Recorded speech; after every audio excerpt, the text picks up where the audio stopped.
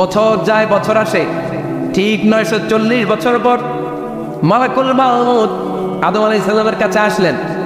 বললেন, আনা মালাকুল মাউত উকিলা বিকুম, আপনাদের জন্য আল্লাহ আমাকে বানিয়েছে রূহ কবজ করতে। ও আদম, আবুল বাশার, পৃথিবীর প্রথম মানব, প্রথম নবী, আপনার সময় শেষ, রেডি হন। কি হন? খেলা শুরু হয়, এখনই রূহ কবজ করে নিয়ে যাব। সাইয়েদনা আদম বলে, এখন আসছো কেন? আমার আরো 60 বছর বাকি আছে। মালাকুল মাউত বলে, না, আপনি রূহের জগতে আল্লাহর কাছে আপনার সন্তান দাউদকে কয় বছর দিছিলেন? 60 বছরের জন্য 940 বছর আপনার জন্য লেখা। আমি এখন আপনার রূহ কবজ করতে চাই। সাইয়েদনা আদম বলে, আমি মানি না, আমি কাউকে দেই নাই। 60 বছর আমি দেই নাই, আমি আরো বাঁচব, আমি আরো বাঁচবো। 60 বছর আমি বাঁচবো, আমি দেইতেই নাই। মেয়ে যাও। মালাকুল মাউত আল্লাহর যে বলে, আল্লাহ দেয় নাই বলে, আসলে ভুলে গেছে। আসলে মানুষ ভুলে যায়, মানুষ বড্ড ভুলে যায়। আমরা অনেক সময় খাইয়াও কই খাই নাই। অনেক কিছু আপনি দিছিলেন কিন্তু ভুলে যাই, গলার নিচ দিয়ে নামার পরে কই তুমি কিচ্ছু দাও নাই। আচ্ছা, না নাই?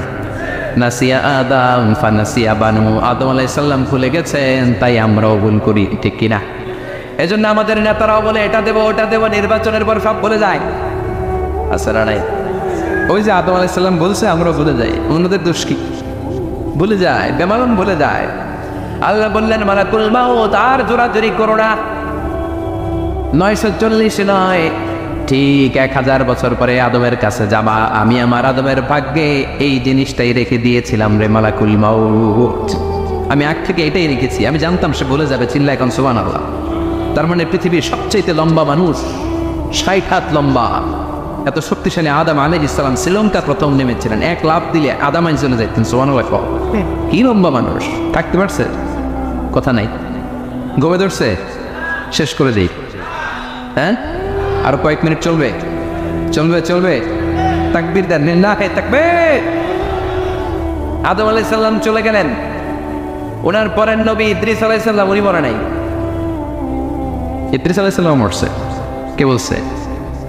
উনিও মরেছেন। তবে ওনার মৃত্যুর আজীব এক ঘটনা আছে, অনেক লম্বা কথা। এক ফেরেশতার সাথে ওনার বন্ধুত্ব হয়েছিল। বলেছিলেন, আমি আকাশ দেখতে চাই, আল্লাহর কাছে অনুমতি চাই। আল্লাহ বলল, ঠিক আছে, ইদ্রিসকে আকাশে ঘুরাও। প্রথম আকাশে ঘুরলেন, দ্বিতীয় আকাশে ঘুরলেন, তৃতীয় আকাশে ঘুরলেন, চতুর্থ আকাশে ঘুরলেন। ইন দ্য মিন টাইম চতুর্থ আসমানে মালাকুল মাউত পৃথিবীর দিকে নেমে আসছিল। ওই ফেরেশতা বলে, মালাকুল মাউত আপনি কই যান? মালাকুল মাউত বলে, একটু আগে আল্লাহ ফরমান জারি করেছে, চতুর্থ আসমানে আমার নবী ইদ্রিসের রূহ কবজ কর। সুবহানাল্লাহ। আমি বললাম, আল্লাহ আপনার পাঠানো নবী সাইয়েদনা ইদ্রিস থাকে দুনিয়ায়, চতুর্থ আসমানে পাবো কই? আল্লাহ কই, কথা নাই, দৌড় দে। আমি দৌড় দিলাম, এসে দেখি ইদ্রিস আলাইহিস সালাম এখানে রেডি। সুবহানাল্লাহ। ওয়া রাফা'নাহু মাকানান আলিয়্যা। ইদ্রিস আলাইহিস সালামের রূহ কবজ দুনিয়ায় হয় নাই, চতুর্থ আকাশের মধ্যে হয়েছে। একটু চিৎকার করে পড়বেন সুবহানাল্লাহ। এরপরে সুলাইমান আলাইহিস সালাম, উনি তো মরে নাই, মরছে। উনি জিন চালাইতো, উনিও মরবে। শক্তিশালী একজন নবী ছিল। উনি মালাকুল মাউতকে বলেছিলেন, মালাকুল মাউত আমার মৃত্যুর সুয়াইয়া, সামান্য কিছু আগে আমারে বইল, আমার একটা কাজ আছে। মালাকুল মাউত মৃত্যুর কিছু সময় আগে এসে বলল, সুলাইমান টাইম ইজ আপ, সময় শেষ, অল্প কিছু সময় বাকি, কি করবেন করেন। সাইয়েদনা সুলাইমান জিনদেরকে ডাকলো, ও জিনেরা, বিশাল একটা প্রজেক্ট আছে, প্রজেক্টে কাজ শুরু করো। আর কিছু জিনকে বলল, চারদিকে গ্লাস ফিটিং করা একটা রুম বানাও।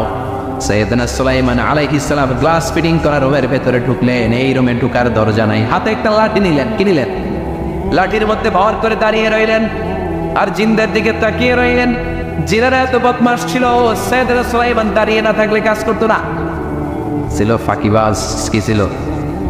দাঁড়ায় না থাকলে আজও লোকজন কাজ করতে চায় না, ঠিক কিনা? মালিক দাঁড়ায় থাকলে ঠিকই কাজ হয়ে যায়। সুলাইমান আলাইহিস সালাম লাঠির মধ্যে ভর দিয়ে দাঁড়িয়ে রইলেন আর বললেন, কাজ করো। জিনেরাও কাজ শুরু করলো। ওদিকে মালাকুল মাউত এসে বলে, ও সুলাইমান সময় তো শেষ। সুলাইমান বলে, সমস্যা নাই, রূহ কবজ কর। উনি লাঠির মধ্যে ভর দিয়ে দাঁড়িয়ে রইলেন। গ্লাস ফিটিং করার রুমের ভিতরে কোরআন সাক্ষী। মালাকুল মাউত ওইভাবে লাঠিতে ভর দেওয়া অবস্থায়, দারুণ অবস্থায় সাইয়েদনা সুলাইমান আলাইহিস সালামের রূহ কবজ করে নিলেন। উনি এমন ভাবে দাঁড়িয়েছেন, রূহ চলে গেল, লাশ হয়ে দাঁড়িয়ে রইলেন। লাঠির মধ্যে দাঁড়িয়ে আছেন, জমিনের মধ্যে লুটিয়ে পড়ে নাই। সুবহানাল্লাহ। জিনগুলো দূর থেকে ভাবতো বস তো দাঁড়ায় আছে, কে দাঁড়ায় আছে? জিনারা মনে করছে বস দাঁড়ায় আছে, কাজ করতে হবে। করতে করতে পুরা প্রজেক্টের কাজ শেষ। ইন দ্য মিন টাইম ঝিঝি পোকা, ওই পোকা যে পোকা কাঠ খেয়ে ফেলে, এই কাঠ খাওয়ার পোকা সুলাইমান আলাইহিস সালাম লাঠির ভেতরে ঢুকে লাঠিও খেয়ে ফেলেছে। সাইয়েদনা সুলাইমান আলাইহিস সালাম তপাস করে জমিনে পড়েছে। আর জিনেরা কয় হায় হায়, খালি খালি কাম করছে এতদিন। সুবহানাল্লাহ করবেন না? সুলাইমান আলাইহিস সালাম বাঁচতে পারে না, চলে গেলেন। মুসা আলাইহিস সালাম মরছে, উনি মরবে কেন? উনি তো রানী মারে মরছে। এক খাপ করে ফেরাউনের বাবুর্চি নাই, মুখের আগে হাত চলতে কয়েকজন, এর মধ্যে মুসা আলাইহিস সালাম আছে না নাই? মালাকুল মাউত মানুষের আকৃতিতে অনুমতি না নিয়ে ঘরের ভেতরে ঢুকে গেল। ঢুকে বলে আনা মালাকুল মাউত, আমি মৃত্যুর ফেরেশতা। তো কি চাও? জিতু আন আকবাদা রূহাক, আপনার রূহ কবজ করতে আসছি। কিন্তু মুসা আলাইহিস সালাম দেখতেছেন দিব্য একজন মানুষ, কি দেখে? আবার সালাম দেয় নাই, অনুমতি নিয়েও ঢুকে নাই। অমিয়া অনুমতি নিয়ে ঘরে ঢুকার দরকার আছে না নাই? মুসা আলাইহিস সালামের মেজাজ বড় গরম। উনি বললেন কি করবি? কয় আপনারে মারবো। কয় এদিকে আয়। মালাকুল মাউত মনে মনে ভাবে এতদিন সব মানুষগুলো আমারে দেখলে দিত দৌড়, আজকে মনে হয় আমারে দিতে হবে দৌড়। এক পা গায়ে দুই পা পেছায় সাহস করে সামনে গেলেন। আবার মুসা আলাইহিস সালাম দিলেন এরকম থাপ্পড়। ফাসাক্কাহু ফাফাকু আইনা, বুখারীর বর্ণনা, এক থাপ্পড়ে চোখ নাই। ঠিকই মালাকুল মাউত দৌড়, এক দৌড়ে আল্লাহর কাছে। আল্লাহ বললেন রাখো, এটা মুসা আলাইহিস সালাম, তার মেজাজ বড্ড গরম, আমাকে কথা বলতে হবে। আল্লাহ বললেন মুসা, বুখারীর বর্ণনা, গরুর পিঠের উপর হাত রেখে দাও। রাখা হলো। তোমার হাতের নিচে গরুর যত পশম, প্রত্যেক পশমের বিনিময়ে এক এক বছর করে হায়াত বাড়িয়ে দিলাম। মুসা আলাইহিস সালাম অনেক চালাক না, উনি বললেন আল্লাহ আমার হাতের নিচে যদি গরুর 2000 পশম থাকে, তার মানে 2000 বছর হায়াত বাড়িয়ে দিলেন, কিন্তু এক্সট্রা হায়াত যখন শেষ হয়ে যাবে এরপরে কি হবে? আগে ওইটা বলেন। আল্লাহ বললেন ফুমাল মাহবুত, তারপরে তো মুসা মরতেই হবে, আসতেই হবে। সাইয়েদনা মুসা আলাইহিস সালাম বললেন ফাল আনা, তাহলে আর দেরির দরকার নাই, এখনই আমি আপনার কাছে চলে যেতে চাই।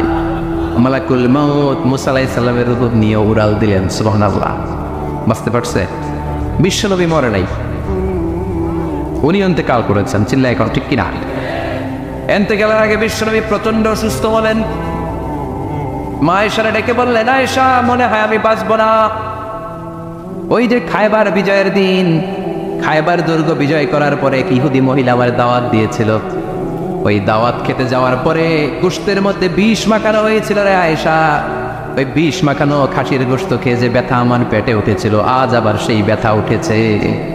বিশ্বনবী ওই বিষ খাওয়ানো গোশতের কারণে ইন্তেকাল করেছেন। তার মানে বিশ্বনবী শাহীদ। জামা আল্লাহু বাইনান নবুওয়া ওয়াশ শাহাদা, আল্লাহ বিশ্বনবীকে শুধু নবী বানায় নাই, শহীদ হিসেবে কবুল করেছে। সুবহানাল্লাহ করবেন না? প্রচন্ড অসুস্থ, উনি ছাড়া মসজিদে নববীতে কেউ ইমামতি করার সাহস পায় না। বিশ্বনবী বললেন আবু বকর তুমি যাও, আবু বকরও যায় না। বিশ্বনবী বললেন পানি আনো। বিশ্বনবী পানি দিয়ে ওযু করলেন। ওযু করে কয়েকজন সাহাবীকে ধরে উঠতে চাইলেন, আবার থপাস করে বেহুশ হয়ে পড়লেন। বিশ্বনবী উঠতে পারে না। আবার বললেন ঠান্ডা পানি আনো। পানির ভেতরে বিশ্বনবী 2 হাত ঢুকিয়ে দিয়ে ঠান্ডা ভিজা হাত দিয়ে চেহারার মধ্যে মাসে করলেন আর বললেন ইন্নালিল মাউতি লা সাকারাত, হায়রে মৃত্যুর কি যন্ত্রণা, হায়রে মৃত্যুর যে কি কষ্ট। অবিয়া বিশ্বনবী যদি মৃত্যুর কষ্টে কাতরায়, আমাদের অবস্থা কি? আমাদের নসিবে কি আছে? আল্লাহ তুমি বাঁচাও করে না। আমি বিশ্বনবী কাঁদছেন, সাহাবারা একের পর এক দেখতে আসে, কান্নার রোল পড়ে গেল চারদিকে। বিশ্বনবীর কলেজের টুকরা নয়নের পুটুলি সাইয়্যিদাতুনা ফাতিমা বিশ্বনবীর কান্না সহ্য করতে পারে না। বিশ্বনবীকে ধরে মা ফাতিমা, সাইয়্যিদাতুনা ফাতিমা বিলাপ করা শুরু করে দিলেন, চিৎকার দিয়ে কান্নাকাটি শুরু করে দিলেন আর বললেন ওয়া কুরবাবা, ওয়া কুরবাবা, হায় হায় আমার বাবার কি কষ্ট, আমার বাবার কি কষ্ট হচ্ছে। বিশ্বনবী বললেন ফাতেমা তুমি কেঁদো না, আমার কষ্ট আজকের পরে আর থাকবে না, আজকে তোর বাবার সব কষ্ট বন্ধ হয়ে যাবে। কি যেন কানে কানে বললেন, ফাতেমা আরো কেঁদে দিল।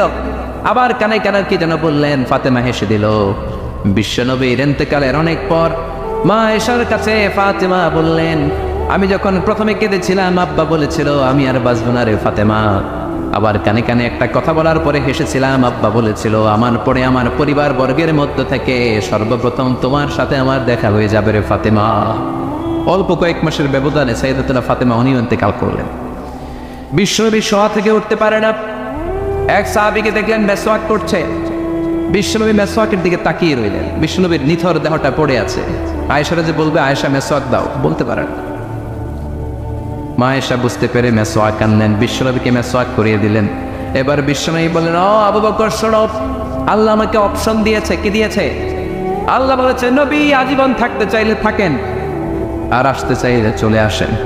আমি থাকতে না চেয়ে আল্লাহর কাছে চলে যাওয়ার ইচ্ছা করলাম। সাইয়েদনা আবু বকর কান্না জুড়ে দিলেন। বিশ্বনবী বললেন, আসসালাত আসসালাত, ও আমার উম্মতেরা নামাজ তরক করো না। ইন্তেকালের আগে বললেন নামাজ ছেড়ে দিও না। আর বললেন, ওয়ামা মালাকাত আইমানুকুম, তোমাদের অধীনস্থ কর্মচারীদের সাথে খারাপ আচরণ করো, ঘাম শুকানোর আগে পয়সা দিয়ে দিও। আর হাত দুটো উঁচু করে বললেন, আল্লাহুম্মা ইলা রাফিকিল আলা, ও আল্লাহ আমি আপনার কাছে যেতে চাই। এই কথাটা বলে বিশ্বনবীর হাত দুইটা থপাস করে জামিনে পড়ে গেল। বিশ্বনবীও চলে গেলেন। থাকতে পেরেছে কেউ? চিন্নায় বলেন। এজন্য আমরা আল্লাহর কাছে ইমানই মৃত্যু চাই। কি মৃত্যু? আমরা উত্তম মৃত্যু চাই। চিন্নায় বলেন কি মৃত্যু? এজন্য মরণের আগে ইমান নিয়ে মরার দরকার আছে না নাই? বিশ্বনবী দোয়া করতেন, আল্লাহুম্মা রযুকনা হুসনাল খাওয়াতিম, ও আল্লাহ আমাদের শেষটা যেন ভালো হয়। শেষ কথা বলি, এদিকে তাকা, মনোযোগ আছে। বলতেন, আল্লাহুম্মা রযুকনা হুসনাল খাওয়াতিম, ও আল্লাহ আপনি আমাদেরকে ইমানের মৃত্যু দেন, আমাদের শেষটা ভালো করেন। কারণ সব ভালো তার শেষ ভালো। জানেন না এটা আপনারা? সব ভালো তার শেষ ভালো। আজীবন ইসলামের পক্ষে, আজীবন নামাজি মুত্তাকি, মরার আগে কাফের হয়ে মরে, এরকম আছে না নাই? মরার আগে শাহবাগের মঞ্চে উঠে ভাষণ দেয়, ভাইয়েরা আমার আছে না নাই? আবার আজীবন কাফের, ইসলামের বিরোধী, ইন্তেকালের আগে কালিমা পড়ে সব মাফ করায় আছে না নাই? বিশ্বনবীর শ্বশুর আবু সুফিয়ান, নাম শুনছেন? বদরের যুদ্ধে বিশ্বনবীর বিরুদ্ধে, মক্কায় বিশ্বনবীর ক্ষমাতে দেয় নাই, উহুদের যুদ্ধে বিশ্বনবীর সাথে ফাইট, খন্দকের যুদ্ধে বিশ্বনবীর সাথে মারামারি, আহজাবের যুদ্ধে কিলাকিলি, সারাটা জীবন বিশ্বনবীর সাথে মারামারি, মক্কা বিজয়, কালিমা পড়ে মুসলমান হয়েছে। গোটা জীবনে যা অন্যায় করেছে সব মাফ করে দিয়েছে কে? এজন্য আমরা আল্লাহরে বলি, আল্লাহ কালিমাটা পড়তে পড়তে যেন আমরা মরতে পারি। চিৎকার করে পড়ে না আমিন। জিহাদের ময়দানে এক সাহাবা যুদ্ধ করতে লাগলেন। বুখারীর বর্ণনা, যুদ্ধ করতে করতে কাফেরদেরকে মারতে মারতে, হাদিসের ভাষ্য, লা ফাযা ওয়ালা শাযা ইল্লা ইয়াদরিবুহা বিসাইফি, তার সামনে যত কাফের আসে সে কচু কাটা করে। অন্য সাহাবীরা খুশি হয়ে যায়। অন্য সাহাবীরা বলে আজকের সব সওয়াব এই সাহাবী পেয়ে যাবে। কিন্তু বিশ্বনবী হঠাৎ করে একটা কথা বললেন, ওই কথা শুনে সাহাবীরা অবাক। বিশ্বনবী বললেন, হুয়া ফিন্নার, ও জাহান্নামে যাবে। কই যাবে? জিহাদের ময়দানে এক মুজাহিদ সাহাবী কাফিরদেরকে মেরে শেষ, কিন্তু বিশ্বনবী বললেন কই যাবে? কথা কয় না। এক সাহাবী কয়, ঘটনা কি? এত বড় মুজাহিদ ফি সাবিলিল্লাহ কেন জাহান্নামে যাবে? আমি লুকিয়ে লুকিয়ে দেখি। লুকিয়ে লুকিয়ে ওই সাহাবী দেখে, মুজাহিদ সাহাবী যুদ্ধ করতে করতে কাফিরদের বিশাল একটা ঘাটির ভেতরে ঢুকে গেল। মারতে মারতে মারতে মারতে হঠাৎ এক কাফেরের আঘাতে এই মুজাহিদ সাহাবীর টান হাতটা কাটা পড়ে গেল। এবার টান হাত দিয়ে ফিনকি দিয়ে রক্ত বের হতে শুরু করলো। মুজাহিদ সাহাবী আর যন্ত্রণা সহ্য করতে পারে না। যন্ত্রণা সহ্য করতে না পেরে কাতরাতে কাতরাতে নিজের হাতের ছুরিটাকে জমিনের মধ্যে গেড়ে দিয়ে ছুরির উপরে ঝাঁপিয়ে পড়ল। পেটের এই দিক দিয়ে ঢুকে ওপাশ দিয়ে বের হয়ে গেল, এফার ওপার হয়ে গেল, মানে আত্মহত্যা করলো। ঠিক কিনা? জাহান্নামী নাই? কথা কও। লুকিয়ে লুকিয়ে যে সাহাবা দেখেছে, চিৎকার দিয়ে বিশ্বনবীর কাছে যেয়ে বলে, আশহাদু আন্নাকা রাসূলুল্লাহ, ও নবী আপনি যে আসল নবী, কোনো সন্দেহ নাই, আমি লুকিয়ে লুকিয়ে দেখেছি। ওই মুজাহিদ সাহাবা বেঁচে নাই, সে কাফেরের আঘাতে শহীদ হয় নাই, নিজের পেটে নিজে ছুরি ঢুকিয়ে আত্মহত্যা করেছে। আজীবন বিশ্বনবীর সাথী, মরার আগে জাহান্নামে। আমরা কেউ জানি না আমাদের শেষটা কেমন হবে। এজন্য আমাদের শেষটা ভালো হোক, ভেরি সেন্সিটিভ ইস্যু। আমাদের শেষটা ইমানের হোক। এখন যেমনি মাথা ঠিক আছে, বুদ্ধিমত্তার সাথে শাহাদাত বাক্যের উপর যেন আমরা মরতে পারি, আমরা পড়ি আমিন। চিল্লায় পড়ে না আমিন। কি করে বুঝবেন মৃত্যুটা ভালো হলো? এক নম্বর আলামত আন-নুতকু বিশ-শাহাদা, মরার আগে আওয়াজ করে জিকির করে কেউ যদি পড়তে পারে লা ইলাহা ইল্লাল্লাহ মুহাম্মাদুর রাসূলুল্লাহ সাল্লাল্লাহু। এটা হচ্ছে আলামাতু হুসনিল খাতিমা। আপনার মৃত্যুটা যে ভালো মৃত্যু হয়েছে এটার আলামত। কি মৃত্যু? সবাই বলে ভালো মৃত্যু আমরা চাই কি চাই না? ভালো মৃত্যুর এক নম্বর আলামত কালিমা পড়ে যদি মরতে পারে। বিশ্বনবী বলেন, মান কানা আখিরু কালামিহি লা ইলাহা ইল্লাল্লাহ, যে ব্যক্তির সর্বশেষ কথাটা হবে, বাক্যটা হবে লা ইলাহা ইল্লাল্লাহ, দাখালাল জান্নাহ, সে জান্নাতি হয়ে যাবে। সুবহানাল্লাহ পড়ে। এরপরে বিশ্বনবী বললেন, আল মুমিনু ইয়ামুতু বিজাবি ইরকিল জাবিন, মুমিন যখন মারা যায় তার কপাল ঘেমে যায়। সুবহানাল্লাহ পড়ে। হাত ঘামে না, পা ঘামে না, মুমিনের কপাল ঘামে। সুবহানাল্লাহ। এজন্য কেউ মারা গেলে কপালের মধ্যে হাত দিবেন, দেখবেন ওই ঘামের মধ্যে একটা জান্নাতি ঘ্রাণ আছে। সুবহানাল্লাহ। আল্লাহ, আমরা যখন মরে যাব আমাদের কপালটা যেন এরকম ঘেমে যায়। আমিন পড়েন আর জোরে আমিন। আল মুমিনু ইয়ামুতু বিআরাকিল জাবিন, মুমিন মারা গেলে তার কপাল ঘামে। কপাল ঘামলে বুঝতে হবে এটা ভালো মৃত্যু, ইমানি মৃত্যু। চিল্লায় বলেন ঠিক কিনা? এরপরে বিশ্বনবী বললেন, ফি লাইলাতিল জুমা, জুমার রাতে যদি মরে, আও ফি শাহরি রমাদান, কিংবা রমজান মাসে যদি মরে, আও ফি সাফারিল হাজ, কিংবা হজের সফরে যদি মরে। বাংলার জমিন থেকে অনেক হাজিরা হজ করতে যায়, অনেকে ওইখানে যে আরাফাতের ময়দানে মারা যায়, এরকম হাজি আছে না? খুশনসিব, এটা খুশনসিব।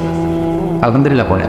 মনের পথে অবিচল থেকে আমার মরণ যেন হয়। চিল্লায় পড়ে না আমিন। তার মানে কে কোথায় মরবো আমরা কেউ জানি নাকি? ওমা তাদরি নাফসুম বিআইয়ি আরদিন তামুত, কোন জায়গায় মরবা, কখন মরবা কেউ আমরা জানি না, কিন্তু মরবো সবাই জানি। ঠিক কিনা? কুল্লু নাফসিন যায়িকাতুল মাউত, প্রত্যেকটি আত্মার মৃত্যুবরণ করতে হবে, এটা আমরা সবাই জানি। The most certain thing in life is death, but the most uncertain thing in our life is the time of death. এই জীবনের সবচেয়ে সুনিশ্চিত বিষয় হলো মরণ, সবচেয়ে অনিশ্চিত বিষয় হলো মরণের সময়। চিল্লা এখন ঠিক কিনা? মরবো যে আমরা সবাই জানি, কিন্তু কোথায় মরবো আমরা কেউ জানি? জানি আমরা সবাইকেই মরতে হয়। জন্মালেই মরতে হবে, চলে যেতে হবে, থাকা যাবে না। এটাই হলো পৃথিবীর পদ্ধতি। জীবনের সবচাইতে নির্মম ঘটনা হচ্ছে মরণ, সবচাইতে ভয়ঙ্কর অভিজ্ঞতা। কোন প্রাণীর জন্য সর্বোচ্চ এবং সবচাইতে ভয়ঙ্কর অভিজ্ঞতা হচ্ছে মৃত্যু। এবং এত ভয়ঙ্কর অভিজ্ঞতা, এই অভিজ্ঞতাটা কারো কাছে শেয়ার করে যাওয়া যায় না। মরার সময় কেউ বলে যেতে পারছিল আমার মরতে এমন লাগছে, বলতে পারছে? কেমন লাগছে বলতে পারে? বলা যায় না। তার আগেই চলে যেতে হয় শৈশব, কৈশোর, যৌবন, বার্ধক্য, প্রৌঢ়ত্ব, হ্যাঁ, বয়সের ছাপ, কালো চুল দাড়ি সাদা হয়ে যাওয়া, দাড়ি চুলের শুভ্রতা, দুর্বলতা। This is the circle of life. ছোট্ট ছিলাম, বড় হলাম, সিঙ্গেল ছিলাম, ডবল হলাম, তারপরে বাবা হলাম, তারপরে শ্বশুর হলাম, তারপরে নানা হলাম, তারপরে চলে যেতে হবে। This is the circle of life. চিল্লায় বলেন ঠিক কিনা? এই যে মুরব্বীরা, দাড়ি পাকা মুরব্বী যারা আছে, আপনারা কি মনে করছেন মায়ের পেট থেকে মুরব্বী হয়ে বেরিয়েছিল? কিরকম বের হয়েছিল? তারাও ওয়া ওয়া করেছে। এরাও ফিডার খাইতো, এই চাচারা খায় নাই? এরাও ফিডার খেত, এরাও মায়ের বুকের দুধ খেত, এরাও ছোট্ট বাচ্চাদের মতো গরমকালে পানির মধ্যে ডুবাইতো। স্কুল ফাঁকি দিয়ে বাচ্চারা ডুবায়, আসে না নাই? উখিয়াতের ঘুম নাই, ছোট্ট বাচ্চা ছিল, বড় হলো, বার্ধক্যে উপনীত হলো। This is the circle of life. চলে যেতে হবে। বিশ্বনবী বললেন, আমার উম্মতি মা বাইনা সিত্তিনা ইলা সাবঈন, আমার উম্মতের গড় বয়স হলো 60 থেকে 70। এই উম্মতের গড় বয়স কত? 60 থেকে 70। ওয়া আকাল্লুহুম মাইয়াজুজু যালিক, অল্প কিছু মানুষ আছে যারা 70-এর বেশি হায়াত পায়। এখানে 70-এর বেশি আছেন কারা? হাত তোলেন দেখি তো। কয়জন? একজন, দুইজন, তিনজন? মাশাআল্লাহ, আল্লাহ আরো হায়াত দেখ, আল্লাহ এদেরকে আরো হায়াত দারাজ করুক। চিল্লায় বলেন আমিন। তার মানে আমার উম্মতি মা বাইনা সিত্তিন ইলা সাবঈন, বিশ্বনবী বললেন এই উম্মতের গড় বয়স 60 থেকে 70, আর 70-এর বেশি হায়াত পাবে। ওয়া আকাল্লুহুম মাইয়াজুজু যালিক, 70-এর বেশি পাবে হাতে গোনা, গুনে বের করে ফেলা যায় 1 জন 2 জন 3 জন, বাকি সব 60-এর আগে নাই। চিল্লা এখন ঠিক কিনা? বাংলাদেশের গড় হায়াত কত মানুষের? 60। বিশ্বনবীর কথার সাথে মিলে গেছে, চিল্লায় পড়েন সুবহানাল্লাহ। এই জন্য বিশ্বনবী বলেন, এই যে মুরব্বীদের দাড়ি পাকে, এই যে রাস্তায় অ্যাক্সিডেন্ট হয়, এই যে ক্যান্সারে আক্রান্ত হয়ে লোকজন মারা যায়, তার উপরেও কি টনক নড়ে না? এরপরেও কি বিবেকে ধরে না যে তোমাকে চলে যেতে হবে?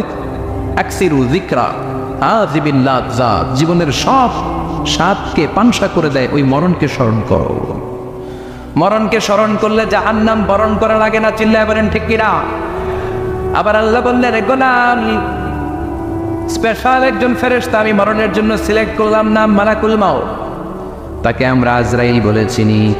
এই মালাকুল মাউত তার বাহিনী নিয়ে নির্ধারিত টাইমে গোটা বিশ্বের সব মানুষের রূহ কবজ করে।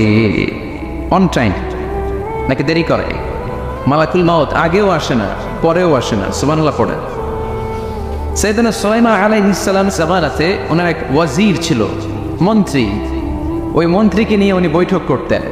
ওনার সময় উনি মালাকুল মাউতের সাথে বৈঠক করতেন। শুনতেছেন? আপনাদের মনোযোগ আছে তো? উনি বৈঠকে বসেছেন, মালাকুল মাউতও বসা, ওয়াজিরও বসা। হঠাৎ মালাকুল মাউত ওয়াজিরের দিকে বড় বড় চোখ করে তাকাচ্ছে। বড় বড় চোখ করে তাকানোতে ওয়াজির ভয় পেয়েছে। হঠাৎ মালাকুল মাউত চলে গেল। ওয়াজির বলে, ও সুলাইমান আলাইহিস সালাম, এই যে লোকটা বড় বড় চোখ করে আমার দিকে তাকালো, এটা কে? সাইয়েদনা সুলাইমান বলে, হাদা মালাকুল মাউত। যে বর্ণনাটা বলছে এটা হাদিস না, এটা হচ্ছে ইসরাইলিয়া, জিউস ট্রেডিশন। কোরআন হাদিসের সাথে কোনো দ্বন্দ্ব নাই, তাই বর্ণনা করা যাবে। বিষ্ণু বলেছেন, বাল্লিগু আন্নি ওয়ালাউ আয়া। আবার বলেছেন, ওয়া হাদিসু আন বনি ইসরাঈল ওয়ালা হারাজ। বনি ইসরাইলের ট্রেডিশন বর্ণনা করো, জিউস ট্রেডিশন বর্ণনা করো, এতে কোনো সমস্যা নাই। ওয়াজির বলে, ও সাইয়েদনা সুলাইমান, বড় বড় চোখ করে যে তাকালো লোকটাকে? সাইয়েদনা সুলাইমান বলে, হাদা মালাকুল মাউত, এটা মৃত্যুর ফেরেশতা। ওয়াজিরের কলিজায় পানি নেই। এটা কি ফেরেশতা? শুনে তো পিলে চমকে গিয়েছে। কয়টি?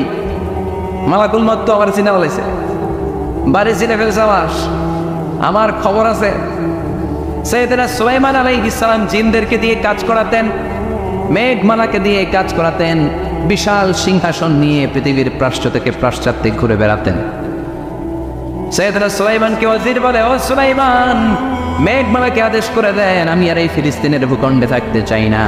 আকাশের মেঘমালার উপরে আমারে বসিয়ে দেন, আর বলে দেন আমারে নিয়ে যেন আকাশের মেঘমালা হিন্দুস্তানের ওই দূর পর্বতে রেখে আসে। আকসা আল হিন্দ, হিন্দের সবচেয়ে দূরবর্তী জায়গায় যেন আমার রেখে আসে। সাইয়েদনা সুলাইমান বললেন, আকাশের মেঘ যাও, আমার ওয়াজিরকে নিয়ে হিন্দুস্তানের একটা উপদ্বীপে রেখে আসো। রেখে আসা হলো। কিছুক্ষণ পর মালাকুল মাউত সাইয়েদনা সুলাইমানের কাছে হাজির। সাইয়েদনা সুলাইমান বললেন, ও মালাকুল মাউত, কই ছিলা?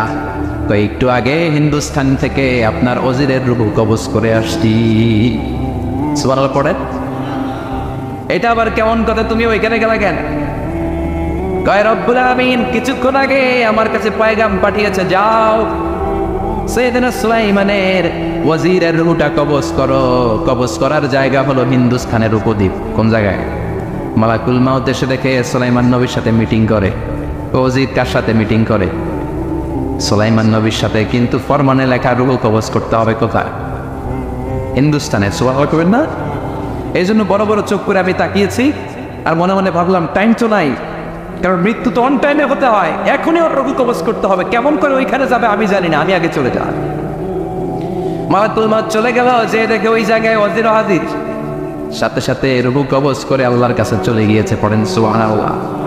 এই জন্য আল্লাহ বললেন, মালাকুল মাউত আমি নির্ধারণ করে দিয়েছি, পৃথিবীর প্রতিটি মানুষ মালাকুল মাউতকে দেখবে, চাক্ষুষ দেখবে, ভালো হলেও দেখবে, খারাপ হলেও দেখবে। কার কথা? ভালো মানুষ যদি হয়, আল্লাহওয়ালা যদি হয়, ইসলাম প্রিয় যদি হয়, ডানপন্থী যদি হয়, মৃত্যুর সময় মালাকুল মাউত আলা সূরাতি শাবিন আলা আহসানি সূরা, একজন যুবকের আকৃতিতে চমৎকার ধবধবে সাদা একটা জুব্বা পরে, জান্নাত থেকে জান্নাতি কাপড় নিয়ে, হানুত মিন হানুতিল জান্নাত, জান্নাতের সুগন্ধি নিয়ে মুমূর্ষু রোগীর মাথার সামনে এসে বসে যায়, আর দেহটার ইঙ্গিত করে বলে, ইয়া আইয়াতুহান নাফসুত তাইয়্যিবা, ও পবিত্র আত্মা। আরেক বর্ণনায় এসেছে, ইয়া আইয়াতুহান নাফসুল মুতমাইন্না, ও প্রশান্ত আত্মা, উখরুজি ইলা মাগফিরাতিম মিনাল্লাহ, আল্লাহর ক্ষমার দিকে বের হয়ে আসো। উখরুজি ইলা মাগফিরাতিম মিনাল্লাহি ওয়া রিদওয়ান, আল্লাহর ক্ষমার সন্তুষ্টির দিকে রুহুটা বের হয়ে আসো। স্মুথলি বলার সাথে সাথে মুমিনের দেহ থেকে রুহুটা বের হয়ে আজরাইলের হাতে চলে যায়। স্মুথলি বলার সাথে সাথে স্বাচ্ছন্দ্যে আনন্দে মুমিনের দেহ থেকে রুহুটা সা করে বের হয়ে মালাকুল মউতের হাতে এসে পড়েন সুবহানাল্লাহ। আল্লাহ এমন মৃত্যু তুমি আমাদের নসিবে রেখে দিও, চিৎকার করে পড়েন আমিন। আর যারা ইসলাম মানে নাই, আর যারা কোরআন মানে নাই, আর যারা দিন কায়েমের আন্দোলন করে নাই, দিনকে ভালোবাসে নাই, বাম আর রামপন্থী ছিল, নাস্তিক ছিল, ইসলাম বিরোধী ছিল, তাদের কাছেও মালাকুল মাউত আসে কি আসে না? চিল্লায় বলে না, সে কি আসে না? তাদের কাছেও আসে, কিন্তু আলা সূরাতি আকবাহি রাজুল, একজনের চেহারা যত ভয়ঙ্কর হতে পারে, যত নিকৃষ্ট হতে পারে, এরকম ভয়ঙ্করতম নিকৃষ্ট দুর্গন্ধওয়ালা একটা চেহারা নিয়ে আসে। রিজলাহু ফিল আরদ, পা থাকে জমিনে, রাসুহু ফিস সামা, হাদিসের বর্ণনা, পা দুইটা জমিনে, মাথা আকাশে। এসে ধমক দিয়ে জালিমের মাথার সামনে এসে বলে, ইয়া আইয়াতুহান নাফসুল খাবিসা, হে পাপাত্তা, হে অপবিত্র আত্মা, উখরুজি ইলা সাফাতিল্লাহি ওয়া গাদাবিহি, আল্লাহর রাগের দিকে, আল্লাহর অসন্তুষ্টির দিকে বের হয়ে আয়। মালাকুল মাউতের এই অর্ডার পাওয়ার সাথে সাথে রুহুটা কিন্তু বের হয় না। মুমিনের রুহুকে ডাক দিলে যেমনি স্মুথলি বের হয়, কাফিরের রুহু এভাবে বের হয় নাই। কথা বলেন, রুহুটা ডানে যায়, ফাতাতাফাররা, একবার রুহুটা ডানে যায়, আবার রুহুটা বায়ে যায়, আবার সামনে যায়, পায়ে যায়, হাতের মধ্যে ঢুকে ডানে বায়ে যায়। মালাকুল মাউত আবার ধমক দিয়ে বলে, ইয়া আইয়াতুহান নাফসুল খাবিসা, পাপাত্তা, বের হয়ে আয়। রুহুটা আবার ডানে যায়, বায়ে যায়, সামনে যায়, পেছনে যায়। এবার খপাস করে মালাকুল মাউত রুহুকে ধরে টান ধরে, সারা দেহটা থেকে প্রাণ রস সিক্ত করতে করতে দেহ থেকে রুহুটাকে টেনে হিচড়ে বের করে আনে। আর মনুষ্য রুগীটা চিৎকার মারতে থাকে, পড়েন না আউযু বিল্লাহ। একটা জীবন্ত ছাগলের চামড়াগুলো জবাই না দিয়ে কেউ যদি টেনে টেনে বের করে,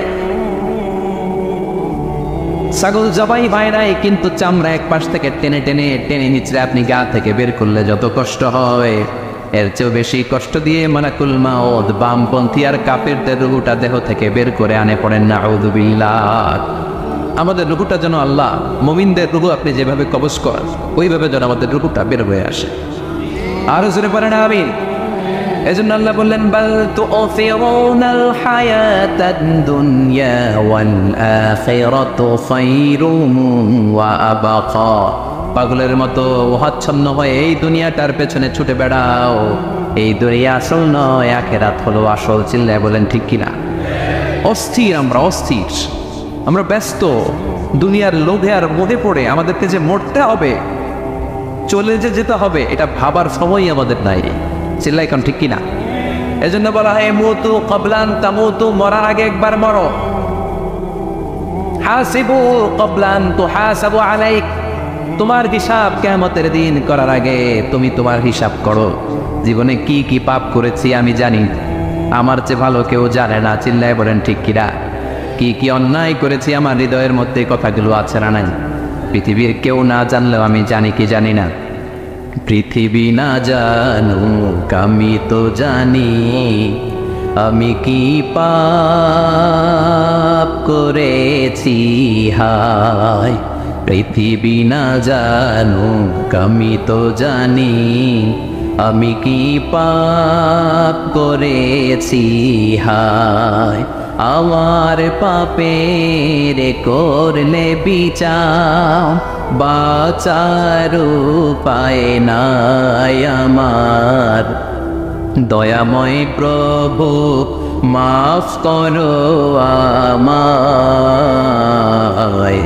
মাফ করো আমায়। পড়ে না আমি আর জোরে আমিন। এজন্য হাসিবু ক্বাবলান তুহাসাবু আলাইক, তোমার হিসাব বসার আগে নিজে হিসাব করো কি কি করলা। আসল মরণের দিন শটান হয়ে তো শুয়ে পড়ো ভাই, মরার আগে আরেকবার মরো। মরার আগে আরেকবার কি করবেন? কথা বলেন, মরার আগে কি করতে হবে? হঠাৎ একদিন বিছানায় শটান হয়ে শুয়ে যান, চক্ষুটা বন্ধ করেন, ভাবেন মরে গিয়েছেন, এই তোমার মালাকুল মাউত চলে এসে রুহুটা নিয়ে গেল। আত্মীয় স্বজন চিৎকার চেঁচামেচি শুরু করে দিল, কান্নার রোল পড়ে গেল চারদিকে। মাইকের মধ্য দিয়ে, মসজিদের মাইকে অ্যানাউন্স হয়, অমুক এলাকার নিবাসী অমুক ভাই আমাদের মধ্যে দুনিয়ায় নাই, তার জানাজা হবে আজকে সারা নামাজের পর, সবাই এসে রুহের মাগফিরাত করে, সবাই আপনারে দেখতে আসবে, কেঁদে কেঁদে লোকজন আপনারে কবর দিতে আসবে, চিল্লায় বলেন ঠিক কিনা? কেঁদে কেঁদে সবাই আসবে দেখার জন্য, আসবে ছেলেগুলো কাঁদবে, স্ত্রী কাঁদবে, বাবা মা কাঁদবে, বন্ধু বান্ধব কাঁদবে, আর ঘরের মধ্যে রাখা হবে না। এবার আপনাকে গোসল দেওয়ার পালা, চক্ষু বন্ধ করে চিন্তার দরকার আছে না নাই? কথা বলেন। হঠাৎ করে হঠাৎ করে শুনবি একদিন আমার মৃত্যুর খবর, কেঁদে কেঁদে আসবে সবাই দিতে আমায় কবর, দিতে আমায় কবর। ঠিক কি না? একটু চোখটা বন্ধ করে ভাবেন, আপনাকে গোসল দেওয়া হবে, জামাগুলো খোলা হবে, এত টাকা দিয়ে যে দামি গোসলখানা টাইলস লাগিয়ে ঘরে বানালেন, আপনার শেষ গোসলটা কি ওই দামি গোসলখানায় হবে? লাশ যেখানে দোয়া হয় ওই জায়গায় দোয়া হবে, আপনাকে কাফন পরানো হবে, আপনার কলিজার টুকরা ছোট বাচ্চাটারে বলা হবে আব্বু দেখে যাও তোমার বাবারে শেষবারের মতো দেখো। আপনার বাবা মা শেষবারের মতো একটা নজর দিয়ে আপনার চেহারাটা দেখে নিবে, বন্ধু বান্ধবরা শেষবারের মতো একবার আপনারে দেখে নিবে, জানাজার জায়গায় নেওয়া হবে। হবে না এই ঘটনাটা আমাদের? হ্যাঁ, হবে কিনা? হাজার হাজার মানুষ শেষ বিদায় দেওয়ার জন্য আসবে, চারটা তাকবীর দিয়ে ইমাম নামাজ শুরু করবে, আল্লাহু আকবার, আল্লাহু আকবার, আল্লাহু আকবার, আল্লাহু আকবার বলে নামাজ শুরু করবে। নামাজ শেষ, এবার পালকিতে করে কবরে যাওয়ার পালা। যেতেই হবে, যেতেই হবে। পালকিতে করে লোকজন নিতে শুরু করবে কবরস্থানের ওই জায়গায় যেখানে মানুষ বছরে মানুষ না মরলে যায় না, ওই গহীন নিঝুম কবরস্থানে ঢুকানো হবে। পালঙ্ক থেকে নামিয়ে আপনার জন্য করে রাখা আগ থেকে কবরটার মধ্যে শুইয়ে দেওয়া হয়। উপরে বাঁশ দিয়ে ছাউনি, শেষবারের মতো সবাই দেখে বাঁশের ছাউনির উপরে মাটি চাপা দিবে। ঠিক কিনা? চলে যাবে সব, কেউ নাই, অন্ধকার, শুধু অন্ধকার। এই অন্ধকার যেন শেষ হতে যায়। এই ঘটনা ঘটবে না আমাদের? কথা বলেন, ঘটবে কিনা? এজন্য মরার আগে এগুলো চিন্তার দরকার আছে না নাই? মরার আগে আরেকবার মরার দরকার আছে না নাই? এজন্য রব্বুল আলামিন বলেন বাল তুসিরুনাল হায়াতাদ দুনিয়া ওয়াল আখিরাতু খায়রুন ওয়া আবকা। এই দুনিয়ার জীবনটাকে তোমরা আসল জীবন মনে করো, এটা আসল জীবন নয়। আসল জীবন হলো কবরের জীবন। চিল্লায় বলেন ঠিক কি না? আল্লাহ তোমার এই দুনিয়ায়, আল্লাহ তোমার এই দুনিয়ায় কেউ আসে কেউ চলে যায়, তবু তোমার ভয়ে কারো কাঁদে না হৃদয়। এই দুনিয়াতে আমার বদলে গেল মন, চারিদিকে দেখি শুধু সুখেরই স্বপন। ভাবলো না মন আল্লাহ ছাড়া,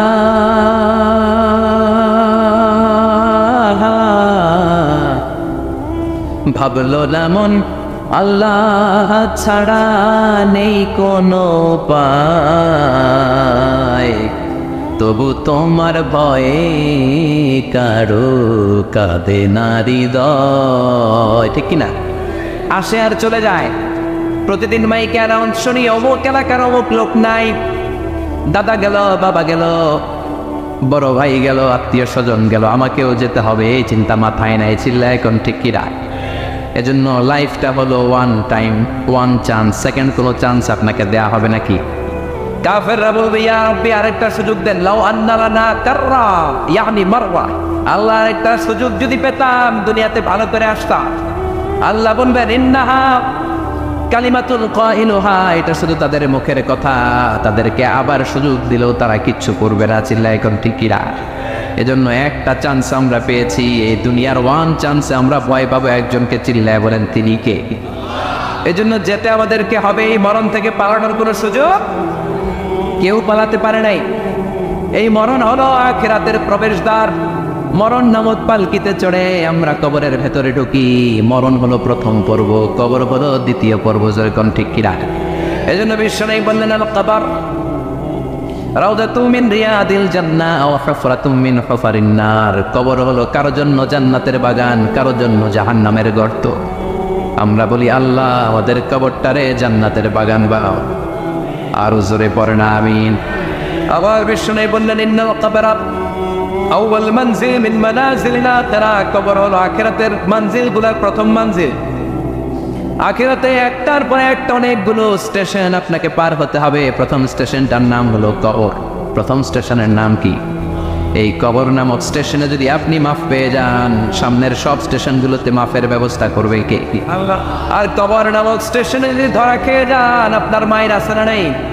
লাশটাকে যখন রাখা হয়, লাশটা চিনে কে আমারে রাখলো, কে আমাকে ধৌত করলো, কে আমারে কাফন পড়ালো। এই জন্য বিষ্ণু বলেছেন, মৌর্ষের সামনে বসে বসে পড়ো, লা ইলাহা ইল্লাল্লাহু মুহাম্মাদুর রাসূলুল্লাহ নাফতিনু মাউতাকুম। লা ইলাহা ইল্লাল্লাহ, মৌর্ষের সামনে দাঁড়িয়ে দাঁড়িয়ে পড়ো লা ইলাহা ইল্লাল্লাহ। এই লা ইলাহা হচ্ছে জীবিতদের জন্য কালিমা, আর আমরা মরার পরে এই জিকির করি, ঠিকই না? আমাদের দেশের অনেক জায়গায় লাশ নিয়ে কবরে যাওয়ার সময় লা ইলাহা পড়ে না। না, এটা আগের জিকির, মরার আগের জিকির। মরার আগে আপনাকে অ্যানাউন্সমেন্ট দিতে হবে, আল্লাহ ছাড়া কোনো ইলাহ নাই, বিশ্বনবী হচ্ছেন শেষ নবী এবং রসুল। চিল্লায় বলেন ঠিক কি না? লাশটাকে যখন রেখে দেওয়া হয়, বিশ্বনবী যত মানুষকে কবরে রেখেছে, তারপরে দাঁড়িয়েছেন আর বলেছেন, ইস্তাগফিরু লিআখিকুম, তোমার ভাইদের জন্য তোমরা দোয়া করো, ফাইন্নাহু আনা ইউসাল, এখনই তাকে কবরে সওয়াল করা হবে। কবরে প্রশ্ন আসছে না নাই? কথা বলেন।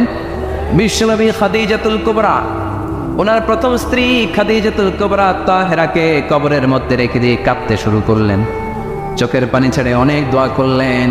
দোয়া শেষে সব সাহাবারা ঘরে ফিরে যায়, বিশ্বনবী যায় না।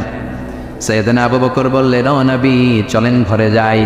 অনেক তো দোয়া করলেন। বিশ্বনবী বললেন, আবু বকর তুমি যাও, আমি যাব না। এইটা সাধারণ মহিলা না, এটা বিপদের দিনের সঙ্গিনী খাদিজা। মক্কায় যখন আমার কেউ ছিল না, খাদিজা আমারে ভুলে নাই। 3 বছর কাফিররা আমাকে জেলখানায় বন্দি রেখেছে, নাম শিয়াবে আবি তালেবের জেলখানা। আমার স্ত্রী ওই জেলখানার জীবনেও আমারে ছাড়ে নাই। আমার সাথে 3 বছর খাদিজাও জেল খেটেছে। এই একটাই মহিলা, যেই মহিলাকে আল্লাহ আরশের উপর থেকে সালাম দিয়েছে, মহিলাটার নাম খাদিজা। আল্লাহু আকবার। আমার সব সন্তান আল্লাহ খাদিজার পেট থেকে দিয়েছে। ফাতেমাতুজ জোহরা খাদিজার মেয়ে, জাইনাব খাদিজার মেয়ে, উম্মে কুলসুম খাদিজার মেয়ে, রুকাইয়া খাদিজার মেয়ে, আবুল কাসেম বিশ্বনবীর ছেলে খাদিজার ছেলে, আব্দুল্লাহ যাকে তাইয়্যিব এবং তাহের নামে আমরা চিনি, সেও খাদিজার ছেলে। সুবহানাল্লাহ। ও আবু বকর, আমার এই কলিজার টুকরা প্রিয়তমা খাদিজারে রেখে দিয়ে কেমনে বাসায় যায়? তুমি যাও, আমি দাঁড়িয়ে থাকবো। এখনই মুনকার নাকির এসে খাদিজারে প্রশ্ন করবে, আমি দেখব খাদিজা উত্তর দিতে পারে কিনা। আর প্রশ্নের উত্তরে যদি ভুল করে ফেলে, কবরের উপর থেকে আমি নিজে প্রশ্নের উত্তর দিয়ে দেব। সাইয়েদনা জিবরাইল বললেন, নবী আপনারা দাঁড়িয়ে থাকার দরকার নাই, আবু বকরের সাথে করে চলে যান। আল্লাহ জানিয়ে দিয়েছে, খাদিজার কবরের প্রশ্নে যদি কোনো সমস্যা হয়, আরশের উপর থেকে খাদিজার প্রশ্নের জবাব আল্লাহ নিজে দিয়ে দিবে। এজন্য কবরের আযাব থেকে বিশ্বনবী পানাহ চেয়েছেন। বিশ্বনবী বলেছেন, আল্লাহুম্মা ইন্না নাউযু বিকা মিন আযাবিল কবর। ও আল্লাহ, কবরের আযাব থেকে তুমি আমাদেরকে বাঁচাও। পড়েন আমিন। কবরে মুমিনদেরকে 4টা প্রশ্ন করা হবে, কাফিরদেরকে 3টা প্রশ্ন। চিৎকার করে বলেন, মুমিনের প্রশ্ন কয়টা? আর জোরে বলেন। প্রথম প্রশ্ন, মার রব্বু, তোর রবের নাম কি? আমরা কি বলবো? আল্লাহ আমারে রব, এই রবি আমার সব, দমে দমে তনু মনে তারি অনুভব। আল্লাহ আমারে রব, এই রবি আমার সব। পড়েন আমিন। দ্বিতীয় প্রশ্ন, আমার দিন, উত্তর দিনের নাম কি? ধর্মের নাম কি? তৃতীয় প্রশ্ন, মান হাযার রাজুল, এই লোকটাকে কে? আমরা বলবো মুহাম্মদ সাল্লাল্লাহু। 3টা প্রশ্নের উত্তর যখন আপনি কবরে করে দিতে পারবেন, অতিরিক্ত একটা প্রশ্ন, ওয়ামা ইলমু, এই যে তিনটা প্রশ্নের উত্তর পাল্লা, কেমন করে উত্তর জানলা? কোত্থেকে শিখেছ? নকল করে আনছো কাফনের কাপড়ে? পরীক্ষা বলে নকল আছে না নেই? হাতে নকল আছে না? পায়ে নকল, মোজার ভিতরে নকল আছে না নেই? মোবাইলে নকল আছে না নেই? নকল থেকে আল্লাহ তুমি বাঁচাও। আরো আসতে কেন আমি কিভাবে জানলা? কেমন করে তিনটা প্রশ্নের উত্তর শিখলা? What is the source of your knowledge? তথ্যসূত্র কি? আপনাকে বলতে হবে আমি যেই কিতাবটা থেকে শিখেছি কিতাবটার নাম কি। চিল্লায় বলেন কি নাম? এই কিতাবটা হলো কোরআন। আপনাকে বলতে হবে কোরআন থেকে আমি শিখেছি, বিশ্বনবীর হাদিস থেকে আমি শিখেছি। চারটা প্রশ্নের উত্তর যখন পারবেন, ফেরেশতারা বলবে আহলান সাহলান, খুশ আমদেদ, কংগ্রেচুলেশন, বাহ বাহ, তুমি তো চমৎকার পেরেছো। ফায়ুফসাহু লাহু কবরুহু ৭০ যিরাআন, মুমিন বান্দার কবরটা ৭০ হাত লম্বা করে দেয়া হবে। ইফতাহু লাহু বাবুন ইলাল জান্নাত, জান্নাতের দিকে তার কবর থেকে একটা দরজা বানিয়ে দেয়া হবে। জান্নাতের সুঘ্রাণ ঠান্ডা বাতাস এসে তার কবরের ভিতরে ঢুকতে শুরু করবে। ইলবাসু লিবাস মিন আহলিল জান্নাত, জান্নাতীদের পোশাক তার গায়ের মধ্যে পরিয়ে দেয়া হবে। আল্লাহু আকবার। আর বলা হবে নাম কানাউমিল আরুস, বাসর রাতে বর যেমনি কনেকে নিয়ে ঘুমিয়ে যায়, তুমিও একটা ঘুম দাও। আলহামদুলিল্লাহ পড়ে মুমিন বান্দা আনন্দের একটা ঘুম দিবে। ইসরাফিলের সিংগার আওয়াজ ছাড়া পৃথিবীর কোনো কিছুই তার আগে ঘুম ভাঙতে পারবে না। আল্লাহ আমরাও যেন সেদিন কবর একটা মজার ঘুম দিতে পারি, তুমি তৌফিক দাও। জোরে বলেন আমিন। এবার বামপন্থী নাস্তিক আর কাফেরদের পালা, ইসলাম বিদ্বেষীদের পালা, আলে ওলামাদের শত্রুদের পালা, ইসলামকে যারা বিজয়ী শক্তি হিসেবে মানতে পারে নাই তাদের পালা। চিল্লায় এখন ঠিক কিনা? ওদেরকে একই প্রশ্ন, রব কি? ওরা বলবে আমি জানি না। আমাদের উত্তর আল্লাহ। ওরা বলবে আমি কিচ্ছু জানি না, আমি সব ভুলে গেছি, আমার মাফ করে দেন, আমি কিছুই জানি না। তবে আমি ইসলাম বিরোধীদের সাথে চলতাম, যারা ইসলাম রে বাস দিত আমি তাদের সাথে স্লোগান দিতাম। এরকম ডাকাইত আছে না নাই? দ্বিতীয় প্রশ্ন, আমার দিন ও তোমার ধর্মের নাম কি? কয় আমার ধর্ম নাই, আমার ধর্ম কর্ম নাই, আমি খালি দুনিয়া কে মাচা লেলো, দুনিয়া তোমারই है, আমি খালি তুম্মা চলে দো। আছে না নাই? আমি শুধু মৌজ মাস্তিতে ব্যস্ত ছিলাম, আমার দুনিয়া নাই, দিন নাই, আখেরাত নাই, রবকে আমি জানি না, ধর্মকে জানি না। ইসলাম বিরোধী রাজনীতি আমি করতাম, মাও সেতুলের রাজনীতি, কার্ল মার্কসের রাজনীতি, বুশের রাজনীতি, ডোনাল্ড ট্রাম্পের রাজনীতি, বামপন্থীদের রাজনীতি। চিল্লায় কর ঠিক কিনা? কোনো ধর্ম নাই। এই লোকটাকে চিনো কিনা বলো? বিশ্বনবীর চেহারা দেখিয়ে বলা হবে এই লোকটাকে, কয় জানি না। এরে আমি মানতাম না, এরে আমি গালি দিতাম। এরকম জাহান্নামের নরকীট আর পিতৃ পরিচয়হীন জাওয়াত সন্তান বাংলার দেশেও আছে না নাই? এই মহামানবটাকে গালি দিয়ে পৈশাচিক আনন্দ পায়। পত্রিকায় লিখে, ব্লগের মধ্যে লিখে, ইন্টারনেটে কার্টুন বানিয়ে বানিয়ে পৈশাচিক ফুর্তি করে। এগুলো জাহান্নামের কীট, এগুলো জারদ সন্তান, বাপ মায়ের ঠিক নাই। চিল্লা এখন ঠিক কিনা? আমার নবীরে যারা গালি দেয় এগুলোর বাপ মায়ের ঠিক আছে? এগুলোর কোনো গোড়া আছে?